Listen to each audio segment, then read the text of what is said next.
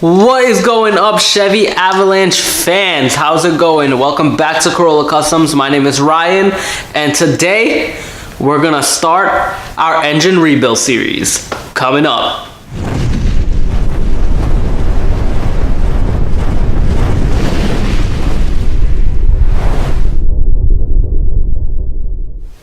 Hey guys, what's going up? It's Ryan from Corolla Customs, and today we're going to be rebuilding the engine in our 2004 Chevy Avalanche.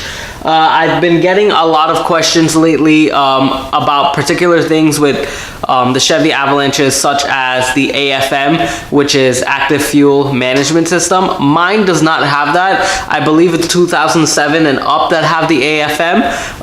Active Fuel Management System basically means that the computer will tell whether all 8 cylinders are needed to push the truck or not. Usually the computer will shut down 4 cylinders and let it run on the other 4 cylinders, which should be saving fuel, but in my opinion I don't think it does, because when you think about it, if it cuts down 4 cylinders, in theory, yeah, it could save fuel, but it's pulling a much heavier body and it's just going to burn that gas. So I just think that's a waste of time. There are ways around that, but we'll leave that on for future videos. If you have comments on that, just leave the comment down below and I'll definitely answer it for you. So anyway, we're gonna remove the engine from our 2004 Avalanche. There's a lot of sludge buildup in this engine. I love this truck. I'm definitely gonna try to salvage and keep it the best I can. So what we're gonna do today in this episode, we're gonna drain the fluids and I guess remove whatever's on top, and then we'll work from there. So I don't know what I'm gonna name this episode. Maybe fluid and top half remove, I don't know. But let's get started. First, we jack up the car, and to ensure my safety, I place safety stands at each end. Now we drain the oil. Using a 15mm socket and a ratchet allows us to loosen our drain bolt. The less fluids in the engine equals less weight and less of a mess. I tighten back my drain bolt and remove 4 15mm bolts for the skid plate.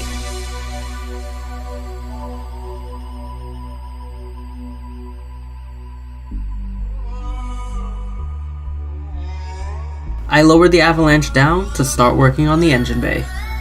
We remove the hood to have clear access to our engine. This will create a lot of space when pulling the engine with the crane. To remove the hood, there are 6 13mm bolts, 3 on each side. Yeah guys, so Steven is going to be removing the battery. I'm removing the air intake and the fan shroud, and I just lost my screwdriver, and yeah. While I work on removing the airbox, Steven works on disconnecting and removing the battery with an 8mm ratchet wrench. Finally, to fully release the airbox, we use our pliers to remove the hose clamp on the return hose from our coolant reservoir. Next, we use our 10mm socket and ratchet to remove 2 10mm bolts, as well as some clips holding our fan shroud in. For more in-depth detail, click the link card on top or the description below to see the water pump video.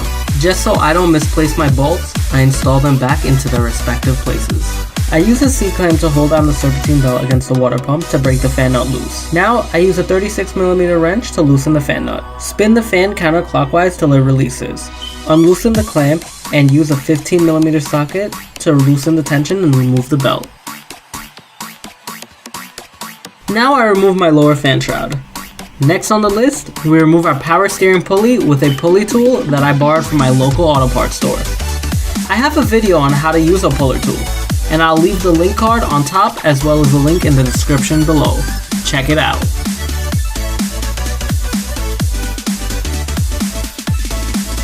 Next, we remove our lower hose and allow the coolant to drain out. Make sure you properly dispose of your coolant.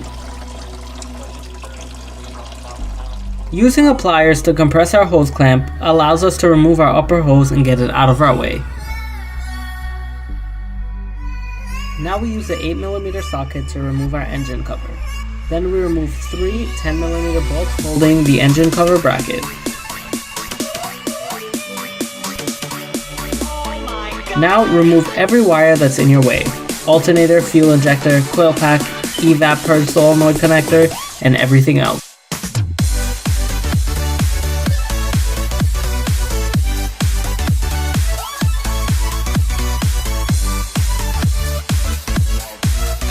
Now I remove the 2 heater core hoses from the water pump. Careful, there is excess coolant in here. Now we remove 7 15mm bolts that hold the alternator and idler pulley bracket.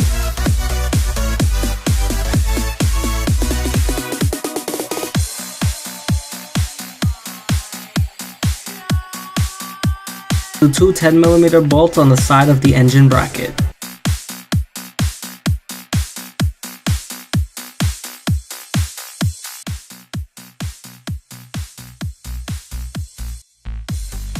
Now remove the bracket.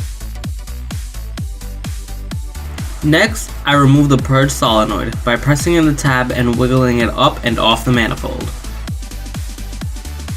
To remove the throttle body, we use an E5 TORX to remove all 3 studs, mounting the throttle body.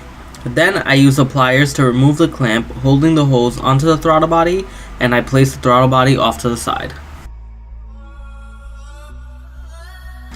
In order to remove the intake manifold, we remove 10 10mm bolts.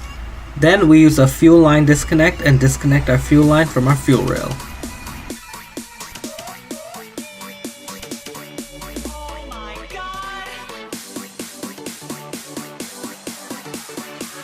Carefully remove the intake manifold. Be careful and aware that the purge solenoid line is routed between the manifold and the fuel rail.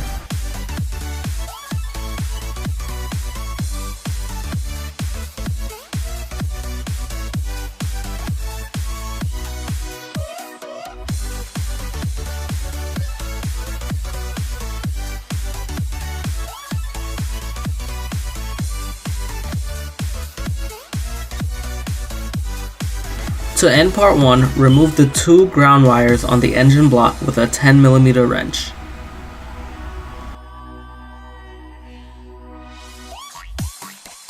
Here is a close-up of the second ground wire.